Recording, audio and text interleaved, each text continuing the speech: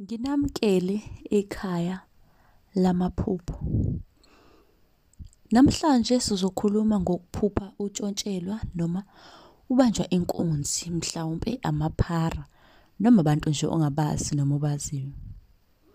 Uma le video ibuya ku-YouTube, ngicela ushaye u-subscribe, ushare phela nakulabo ohleli nabo ukuze nabo bezosubscribe bese-ke bebuka amavidiyo bezokwazi kabanzi ngamaphupho ababa nawo. Uma le video ibona ku-TikTok, ngifollowa bese-ke uyangi-inboxa ucela inombolo yamaphupho. Namuhla sokhuluma ngokuphupha uthathelwa izinto noma utshontshelwa noma ubanjwa inkunzi, izigebengu noma amaphara. Sizochaza amaphupho okuthathela izinto. Omunye mhlampe nje ethi ngiphuphe ngibanjwa inkunzi, ngiphuphe ngintshontshelwa izimpahla zami, ngabuya ngaphupha ngintshontshelwa imoto yami. Ingabe leli phupho lokubanjwa inkunzi lichaza ukuthini? Omunye-ke obuze lapha ku-TikTok kuma-comment, ukuphupha ubanjwa inkunzi, izigebengu, amaphara noma ukuphupha utshontshelwa izinto zakho ongabe ifoni, imali, imoto, izicathulo, izimpahla zokugqoka, ama-chain.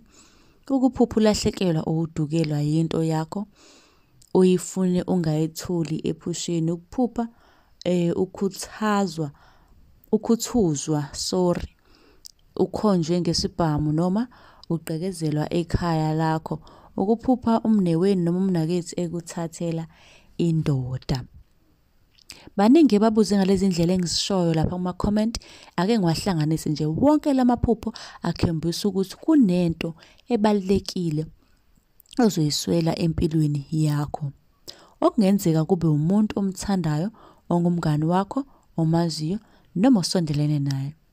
Leli phupho lisho-ke ukuthatha kwento eyigugu empilweni yakho. Alichazi ukufa specific, kodwa kungenzeka nje uthathele isithanda sakho noma umngani wakho noma isikhundla emsebenzini. Ungakhohlwa ukusubscribe bese ku-YouTube, ku-TikTok uyasifollowa, uyangi-inbox ucela inamba ka-WhatsApp la ozosibuza khona njalo ekuseni uma uphuphile.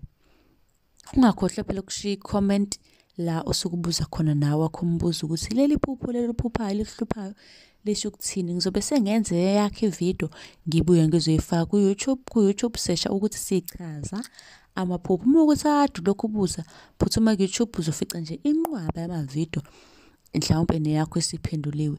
Nisale kahle.